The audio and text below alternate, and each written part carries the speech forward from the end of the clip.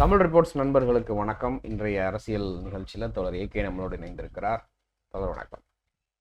வணக்கம் தோழர், நேயர்களுக்கும் வணக்கம். தோழர், பப்புன்னு மோடியால, பிஜேபிக்காரர்களால, ஆர்எஸ்எஸ் அமைப்பினால, வலதுசாரி ஆதரவாளர்களால கிண்டல் செய்யப்பட்ட, கேலிக்கு உள்ளாக்கப்பட்ட ராகுல் காந்தி ஒரே அறையில் மோடிக்கு எதிராக கெத்தா ராகுல் காந்தி உட்கார்ந்துருக்கிறாரு. நேற்று சபாநாயகர் கொடுத்த ஒரு தேநீர் விருந்துல. ஏன்னா நேத்தோட பாத்தீங்கன்னா கூட்டத்தொடர் வந்து நிறைவாக முடியுது, அதனால இறுதி. ஸோ இந்த சம்பவத்தை மோடி எதிர்பார்த்திருப்பாரா?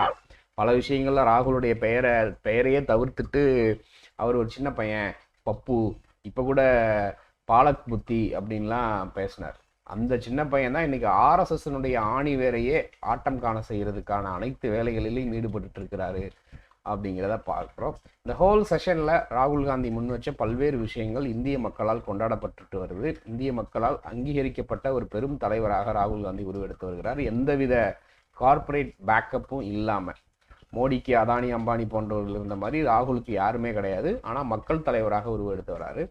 அவருடைய இந்த செயல்பாடுகளை எப்படி பார்க்குறீங்க தோழா? நீங்க சொல்றது போல பப்புடு அவரை கிண்டல் பண்ணி இவங்க தான் வந்து அவரை இன்னைக்கு ஒரு சூப்பர் ஹீரோவாக ஆக்கிட்டு இருக்காங்க. மக்கள் ரொம்ப தெளிவா தான் இருக்காங்க. என்னைக்கும் மக்களை வந்து நம்ம குறைச்சு மதிப்பீடு செய்யவே முடியாது. ஏதோ ஒரு சில நேரத்துல தவறு செய்வாங்க தான். ஆனா அதுக்காக வந்து மக்களை வந்து நம்ம குறைச்சு மதிப்பீடு செய்யவே கூடாது. பப்பு அப்படின்னு வந்து இவன் கிண்டல் பண்ணிட்டு இன்னைக்கு அவரையே அழைச்சிட்டு தேநீர் இருந்தெல்லாம் வச்சு அவர் ஒரு தவிர்க்க முடியாத ஒரு சக்தியாக மாறி இருக்கார். ஆல்சோ பார்லிமெண்ட்ல அவர் பேசுற பேச்செல்லாம் ரொம்ப மெச்சூர்டா இருக்கு. அண்ட் எங்க அக்ரஷன் தேவையோ அங்க அக்ரஷன் காட்டுறாரு. எங்க வந்து ஒரு டிப்ளமேட்டிக்கா பேசணுமோ அதை பேசுறாரு. எங்க இந்தியாவை விட்டு கொடுக்க கூடாதோ அதையும் வந்து செய்யறாரு. இப்ப உதாரணமா சொல்ல போனா பங்களாதேஷ் விஷயத்துல வந்து நாங்க இதை அரசியலாக்க விரும்பல, இந்திய அரசு என்ன முடிவு எடுத்தாலும் அதை நாங்க வந்து இது பண்றோம். ஆனா இந்திய அரசு வந்து ஒரு விஷயத்த புரிஞ்சுக்கணும், சைனாவையும் பாகிஸ்தானையும் ஒன்று சேர விடாமல் பாத்துக்கணும். நம்ம எதிரிகளுக்கு சொல்ல போனா ஆன் பேப்பர்ஸ் நமக்கு வந்து மற்ற எல்லா நாடுகளுமே வந்து நட்புறவு நாடுகள் தான். நம்ம அண்டை நாடுகள் எல்லாருமே, பங்களாதேஷாக இருக்கட்டும், நேபாளாக இருக்கட்டும், முரண்கள் வரும். முரண்கள் அப்பப்போ வந்து போகும். ஸ்ரீலங்காவாக இருக்கட்டும், எல்லாமே நமக்கு வந்து நட்பு நாடுகள் தான். ஓப்பனாவே ஆன் பேப்பர்ஸ்ல வந்து நமக்கு எதிரி நாடுகள். We have a problem with Pakistan and China with regards to border. அதனால வந்து அவங்க அந்த 2 நாடுகளும் ஒன்று சேராமல் பார்த்துக் கொள்வதுதான் இந்தியாவுடைய ஃபர்ஸ்ட் அண்ட் ஃபோர்மோஸ்ட் டிப்ளமேட்டிக் மூவாக இருக்க வேண்டும். ஆனால் இங்க பங்களாதேஷ் விஷயத்துல அப்படி நடக்கல. அங்க நீங்க என்ன பண்ணிட்டீங்க, பாகிஸ்தானையும் சைனாவையும் ஒன்று சேர்ந்து ஒரு கான்ஸ்பிரசியை வந்து அங்க உருவாக்கி பங்களாதேஷ்குள்ள ஒரு பதட்டத்தை வந்து கிரியேட் செய்து விட்டார்கள். யாருன்னா இப்ப அங்க வந்து பாத்தீங்கன்னா ஷேக் ஹசீனாங்கிறவங்க யாருன்னா மோடி தாங்க. ஷேக் ஹசீனா அங்க ஆட்சி செய்வது மோடி ஆட்சி செய்வது போலத்தான். ஏன்னா அங்க வந்து she was very close to India, she was very close to Modi's government. In fact இவங்களோட 3 ஸ்வேரிங் இன் செரமனிக்கு வந்த ஒரே ஒரு பிரைம் மினிஸ்டர் அவங்களா தான் இருப்பாங்க. சோ அது கூட நிறைய பேர் கிரிட்டிசைஸ் பண்றாங்க, இந்த மாதிரி ஏன் இவங்க வராங்கன்னு சொல்லிட்டு. சோ அப்படி இது எல்லாம் வந்து கரெக்டா ராகுல் காந்தி வந்து கரெக்டான ஒரு அட்வைஸ் வந்து இந்த கவர்மெண்ட் வந்து சொன்னாரு. நாங்க உங்களுடைய வெளியுறவு கொள்கையை வந்து கிரிட்டிசைஸ் பண்றோம், ஆனா உங்களுடைய முடிவுகள்ல உங்க கூட நாங்க இருக்கோம். நீங்க அந்த நாட்டை வந்து அந்த பிரைம் மினிஸ்டருக்கு வந்து இப்போ அவங்க இங்க தானே இருக்காங்க, இந்தியால தானே இருக்காங்க இப்போ ஷேக் ஹசீனா. சோ அதை வந்து நிறைய பேர் அரசியல் இருக்கலாம். ஆனா சொல்லுங்க தோழர். இல்ல அவங்க இப்ப அசைலம் கேட்டிருந்தாங்க, யூகேல போயிட்டாங்கன்னு நினைக்கிறேன். இல்ல வந்துட்டாங்க தோழர். அடுத்து அவங்க அங்க என்னைக்கு வந்து டாக்காக்குள்ள அந்த இளைஞர்கள் வந்தாங்களோ அவங்க இந்தியாவுக்கு வந்துட்டாங்க. இந்தியாவில தான் இருக்காங்க. 2 டேஸ்ல அவங்க யூகே இதுக்கு லண்டன் போற மாதிரி பிளான். அது என்ன ஆச்சு? இல்ல இங்கதான் இருக்காங்க. அவங்க வந்து மேபி நம்ம பேசிட்டு இருக்கிற நேரத்துல வேற எதனா முடிவுகள் கூட நடந்திருக்கலாம், தெரியல. மேபி உங்களுக்கு இன்னும் அப்டேட்டட் வெர்ஷன் இருந்தா. பட் இந்தியா தான் அடைக்கலம் கொடுத்தது தோழர் அவங்களுக்கு. அதை வந்து யாருமே அரசியல் ஆக்கல. அதுக்கான வாய்ப்பு இருந்தது. இப்ப உதாரணம் இதே இவங்க வந்து இப்போ காங்கிரஸ் ஆட்சி இருந்து ஷேக் ஹசீனா வந்திருந்தா இவங்க என்ன சொல்லியிருப்பாங்க, ஒரு இஸ்லாமியரையா நீங்க நாட்டுக்குள்ள கூட்டு வந்து தங்க வைக்கிறீங்க, அது அவங்க நாட்டு பிரச்சனைன்னு இவங்க கண்டிப்பா பாலிடிக்ஸ் பண்ணிருப்பாங்க. நான் அந்த விஷயத்துல ராகுல பாராட்டுறேன். சின்சியர் கொஸ்டின் வாஸ் ஆன் ராகுல். நான் அந்த விஷயத்துக்காக நான் சொல்றேன். அவரும் வந்து என்ன சொல்றாருன்னா, புரியுது அண்டை நாடுகள பிரச்சனை போது நம்ம வந்து தோல் கொடுக்கணும், அதை நீங்க பண்ணீங்க, நாங்க வரவேற்கிறோம். ஆனா நீங்க இந்த விஷயத்தையே பாருங்க, பாகிஸ்தானும் சைனாவும் ஒன்று சேர விடாமல் பார்த்துக் கொள்ள வேண்டும் அப்படிங்கறத சொல்லாரு. அண்ட் வயநாடு விஷயத்த வந்து ரொம்ப அழகா அவர் வந்து ஹேண்டில் பண்ணாரு. நான் அதை அரசியலாக்க விரும்பல. நீங்க பிரதமரே நீங்க போய் நேர்ல பார்த்தா நீங்க அதை நேஷனல் டிசாஸ்டராக நீங்க அனௌன்ஸ் பண்ணிடுவீங்க அப்படின்னு அவர் பேசினாரு. அண்ட் ஆல்சோ அவர் பேசும்போது எவ்வளவோ அங்க அப்போஸ் பண்ணாங்க தோழர். எனக்கு ஒன்னும் புரியல. அவர் வயநாட பத்தி பேசும்போது இவங்களே முன்கூட்டி என்ன சொல்றாங்கன்னா, வினேஷ் போகாட்ட பத்தி பேசாதன்னு இவங்களே கத்த ஆரம்பிச்சுட்டானுங்க. சோ அந்த அந்த பயம் தான். அந்த பயம் இவங்களுக்கு இருக்கு. பயம். ஏன்னா, அது வந்து அவர் வினேஷ் போகாட் பத்தி பேசினா, அது அந்த கிளிப்பிங்ஸ் எல்லாம் வந்து மக்கள் கிட்ட போகும். அதனால பயந்துகிட்டு இவங்களே ம். வந்து ஊருக்கு முன்னாடி ஒலிம்பிக்ஸ் பத்தி பேசாதீங்க, வினேஷ் போகாட் பத்தி பேசாதீங்க அப்படின்னு அங்க குரல் எழுப்பியதை நம்மளால பார்க்க முடிஞ்சுது. சோ அதுதான் ராகுல். ம். அவர பார்த்து அவங்க நடுநடுங்கி போயிருக்காங்க, பயந்து போயிருக்காங்க. நீங்க சொன்னது போல ஒரு சிம்ம சொப்பனமாக இருக்கார். இந்த தேர்தல் மட்டும் நேர்மையா நடந்திருந்தால் அவர் தான் பிரதமர். இந்தியா கூட்டணி ம். தான் ஆட்சி அமைச்சிருக்கோம். உங்களுக்கு தெரியும் 79 தொகுதிகள்ல என்ன மாதிரியான குளறுபடிகள் நடந்தது.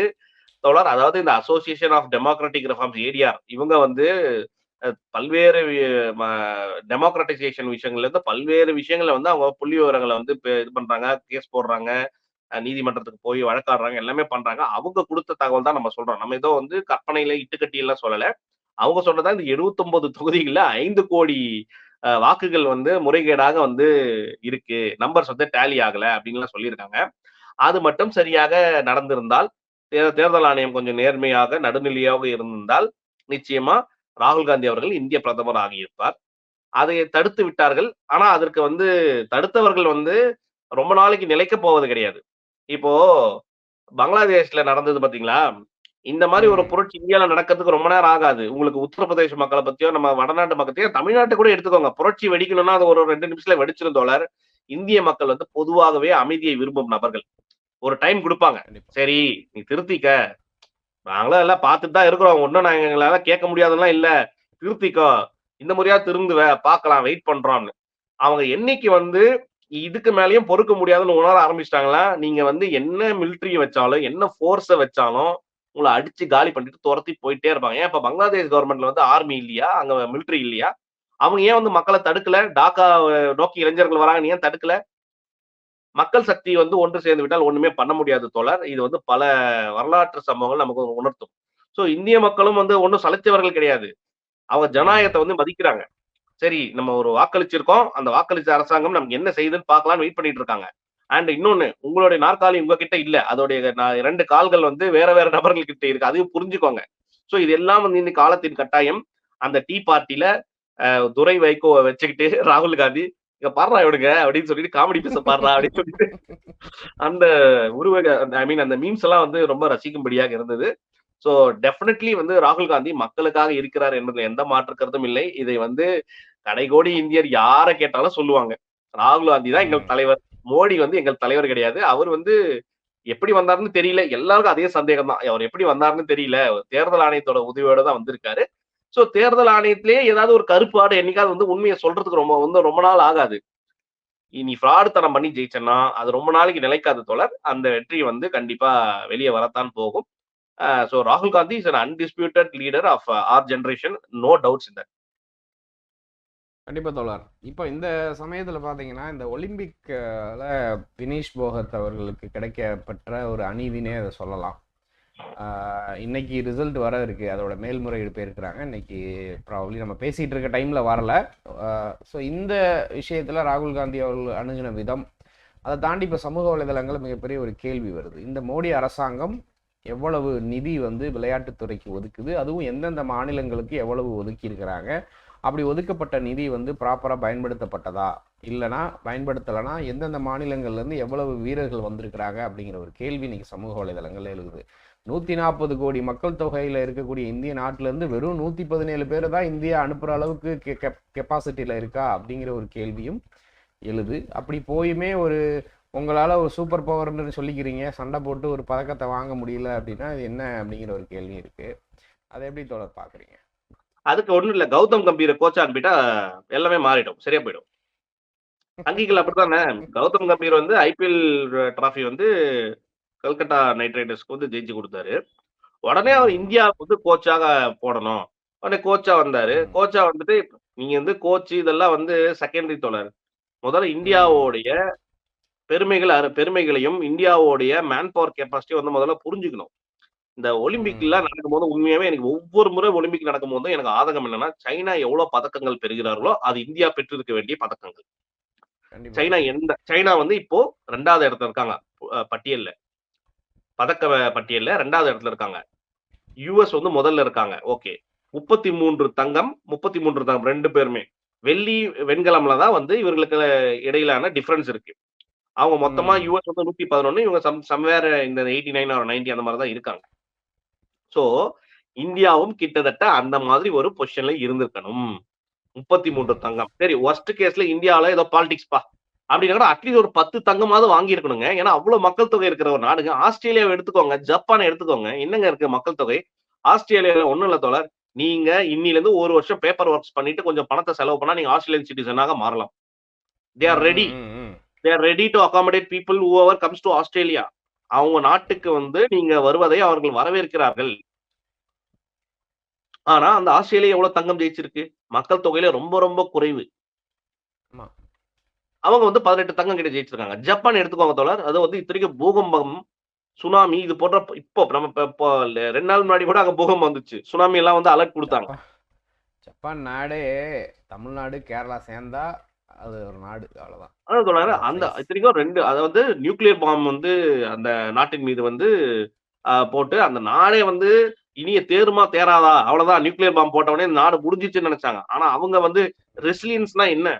ஒரு மீண்டெழுந்து வருவதுன்னா என்ன? அப்படின்றத வந்து இந்த உலகத்திற்கே வந்து என்னைய கேட்டா ரெசிலியன்ஸ்ன்னு ஒரு டிக்ஷனரியில வந்து அத தூக்கிட்டு ஜப்பான்னு போடுங்கடான்னுவேன் நானு. மீண்டெழுந்து வருவதெல்லாம் என்னன்னா ஜப்பான் தான்.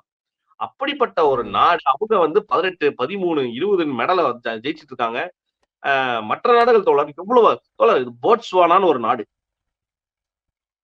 பதக்கத்துல இப்போ ஆப்பிரிக்காவுல 200 மீட்டர்ஸ்ல வந்து ஃபர்ஸ்ட் தங்க பதக்கத்த வந்து பெறுகிறார் ஒரு நபர். நான் அந்த இத பார்த்தேன். முதல் ஆப்பிரிக்க நாடு. நீங்க ஆப்பிரிக்க ம். நாடுகளே கூட ஒரு சில உதாரணமா சொல்லலாம் தோழர்.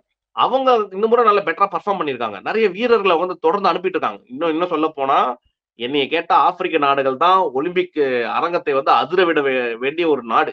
அவங்க ஏன்னா அவங்க கிட்ட கடின உழைப்பாளிகள் எல்லாம். அந்த ஜியோகிராஃபியே வந்து அவங்கள ரொம்ப கடினமா ரொம்ப ரஃப் அண்ட் டஃப்பா தான் வச்சிருக்கும். அவங்க வந்து ஈஸியா வந்து ஒரு ஸ்போர்ட்ஸ்ல வந்து ஜெயிக்கிற வல்லமை பெற்றவர்கள். ஆனா அவங்க கிட்ட பணம், இன்ஃப்ராஸ்ட்ரக்சர் இல்ல. இங்க வந்து அங்கருந்து உலக நாடுகளுக்கு வந்து ஒலிம்பிக்ஸ்ல பார்ட்டிசிபேட் பண்ணக்கூடிய அளவுக்கு இன்ஃப்ராஸ்ட்ரக்சர் இல்ல. அந்த இன்ஃப்ராஸ்ட்ரக்சர யார் கிரியேட் பண்றான்னா, யுஎஸ் கிரியேட் பண்ணி குடுக்குறான். அந்த ம். 200 மீட்டர்ஸ்லயே லைல்ஸ்ன்னு ஒரு வீரர். அவரு தான் வந்து 100 மீட்டர்ஸ்ல முதல் வந்தார். அவரு வந்து 2வதா வராரு, 3வதா வராரு. அத வந்து அவரால தாங்கிக் கொள்ள முடியாம அழுவுறாரு. அதுதான் தோழர் ஸ்பிரிட். நம்ம 2வதா, 3வதா வந்துட்டா நம்ம குதிக்கிறோம். நான் தப்பு சொல்லல. அந்த 2வதா, 3வதா வர்றதும் பெரிய விஷயம் தான். அதுவும் நம்ம கொண்டாடப்பட வேண்டிய ஒரு விஷயம் தான். பட் யுஎஸ் அவங்களுடைய ஆட்டிட்யூட் எப்படி இருக்கு பாருங்க. 2வதா வந்து அவனால ம். தாங்க முடியல. அழுவுறான். நான் ஏன் முதல்ல வரல? சோ அவன் எய்ம் அப்படி இருக்கு தோழர். அப்படி தயார் செய்ய வேண்டிய வீரர்களை நீங்க. சைனா வீரர்கள் கூட வந்து ஒருத்தர் வந்து ஒரு மேட்ச்ல பார்த்தேன். அ பேட்மிண்டன் நெனைக்கிறேன். ஐ மீன் ஷட்டில் கார்க் நெனைக்கிறேன். அதுல வந்து 2வதா ம். வராங்க. அது அவங்களால அழுவுறாங்க அவங்க தோத்துட்டு. ஏன்னா அவங்களால 2வது சில்வர் மெடல வாங்குறத அவங்களால ஏத்துக்க முடியல. அப்படி ம். இருக்கும்போது, நம்ம வந்து பிரான்ஸ் மெடல கொண்டாடுறோம். சி வீரர்களுடைய உழைப்பையும், வீரர்களுடைய இதையும் நான் குறைச்சு மதிப்பீடு செய்யல. ஆனா நான் எதுக்கு சொல்றேன்னா, நம்மளுடைய இந்தியாங்கிற ஒரு நாடு எவ்ளோ பெரிய நாடு, எவ்ளோ மக்கள் இருக்காங்க. நம்ம அத வந்து கரெக்ட்டா ஃபைன் டியூன் பண்ணி, அத வந்து ஒரு ஸ்போர்ட்ஸ்க்கு வந்து ஒரு முக்கியத்துவம் குடுத்து, இன்ஃப்ராஸ்ட்ரக்சர்லாம் கிரியேட் செய்து, அதற்கான கோச், அதற்கான எல்லா பிளாட்ஃபார்மும் நம்ம கிரியேட் பண்ணா, we can compete with all the other countries. நம்ம ரொம்ப வேணாம். ஆமா. நம்ம டாப் 3 கூட வேணாம். ஒரு 10 ஒரு ஒரு ஒரு ஒலிம்பிக்ஸ்ல ஒரு 10 கோல்டு, ஒரு 20 சில்வர், ஒரு 30 பிரான்ஸ். ஒரு 60, 50, 60 ம். பேராவது ஜெயிக்கணும். அப்பதான் வந்து ம். அந்த நாடு வந்து ஒரு அங்க சட்ட திட்டங்கள் எல்லாமே சரியா இருக்குன்னு அர்த்தம் தோழர். நீங்க நீங்க நினைக்கலாம். விளையாட்டு தோழர் விளையாட்ட விளையாட்டா பார்க்கணும்னா கிடையாது. விளையாட்டு விளையாட்டு கிடையாது. விளையாட்டை விளையாட்டாக ம். பார்த்தால் அமெரிக்கா எப்படி ஜெயிக்குது? ஒரு வல்லரசு நாடு தான் கடைசியா பார்த்தீங்கன்னா, everything is connected to the power they have. China வந்து ம். ம். உலக ம். அளவுல வந்து யுஎஸ்க்கு அடுத்தபடி பொருளாதாரத்துல இருக்கு. அப்ப அதே நாடு தானே ம். இன்னைக்கு ஸ்போர்ட்ஸ்லயும் வந்து 2வது இடத்துல இருக்கு. ஒரு ஆமா. காலத்துல ரஷ்யா, யுஎஸ் தான் சூப்பர் பவரா இருந்தாங்க. அவங்க 2 பேரும் தானே ம். போட்டி போட்டுக்கிட்டு தங்கம், வெள்ளியில 1, 2ன்னு வந்துகிட்டு இருந்தாங்க. சோ ம். நீங்க உங்க நாடு வல்லரசு நாடா? உங்ககிட்ட வந்து உண்மையாவே எல்லா சட்ட திட்டங்களும் சரியா இருக்கா? நீங்க யாருக்கானவர்கள் என்பது உங்களுடைய ஒலிம்பிக் ரேங்க் வச்சே நீங்க சொல்லிடலாம் தோழர். கண்டிப்பா. ஒலிம்பிக் வச்சே சொல்லிடலாம். அதுவும் ஒரு ஜஸ்ட் நாட் வித் 1 ஒலிம்பிக். ஒரு 5 வருஷம் ஒலிம்பிக்ஸ் ட்ரெண்ட் எடுத்து நீங்க பார்த்தாலே, நீங்க எந்த ம். மாதிரியான ஒரு அரசாங்கத்தை நடத்தி வருகிறீர்கள் என்பதை நீங்க டைரக்ட்டா சொல்லலாம். அந்த வகையில நம்ம வந்து வினேஷ் போகாத் அவர்களுடைய அந்த தகுதி நீக்கம் என்பது, நமக்கு ரொம்ப மனசுல காயத்தை வந்து ஏற்படுத்தியிருக்கு. இந்த குஜராத் என்கிற ஒரு மாநிலத்திற்கு 425 கோடி குடுத்தாங்க. அத என்ன பண்ணாங்கன்னு இதுவரைக்கும் யாருக்குமே தெரியாது. ஆனா 65 கோடியோ, 69 கோடியோ பெற்ற ஹரியானா வந்து 5 பதக்கத்த குடுத்திருக்கு இதுவரைக்கும். சோ அப்ப நம்ம யார் மேல அதிகமா இன்வெஸ்ட் பண்ணணும்? இப்ப அம்பானி, அதானி எடுத்துக்கோங்க. அவங்க ஜெயிக்கிற ஒரு பிசினஸ் மேல தானே அதிகத்த பணத்த இன்வெஸ்ட் பண்ணுவாங்க. அப்ப இந்திய ம். அரசாங்கமும் அப்படித்தானே செய்யணும். யார் ஜெயிக்கிறா? பஞ்சாப், ஹரியானா இங்க வந்து யூசுவலாவே அத்லீட்ஸ் வந்து அங்க அதிகம். அப்ப அங்க தானே நீங்க அதிகமா பணத்த குடுக்கணும். நீங்க அவங்களுக்கு 425 கோடி குடுத்தீங்கன்னா, இன்னும் ஒரு 10 பதக்கம் நமக்கு சேர்ந்து வரும்ல. கண்டிப்பா. குஜராத் என்ன கடைசியா குஜராத்ல இருந்து யாராவது ஒரு வீரர் வந்து ஜெயிச்சு நீங்க கேள்விப்பட்டிருக்கீங்களா? ஆனா குஜராத்ல இருந்து தான் வந்து உலகத்திலே மிகப்பெரிய பணக்காரர் இருக்கார் தெரியுமா? அதானி. ஆமாமா. அவங்க அதுதான் ஒட்டுமொத்த செல்வத்தையும் கண்ட்ரோல் வச்சுக்கிறதுக்காகவே பல விஷயங்கள அவங்க அவர்களுக்காகவே திட்டமிட்டு குடுத்துட்டுருக்காங்க. கண்டிப்பா தோழர். நம்ம தொடர்ந்து பேசுவோம் தோழர். தொடர்ந்து பேசுவோம் தோழர். நேரமின்மை காரணத்தால் நம்ம தொடர்ந்து மேலும் வரும் காலங்கள்ல நம்ம இது குறித்து டீட்டெயிலா பேசுவோம். நன்றி.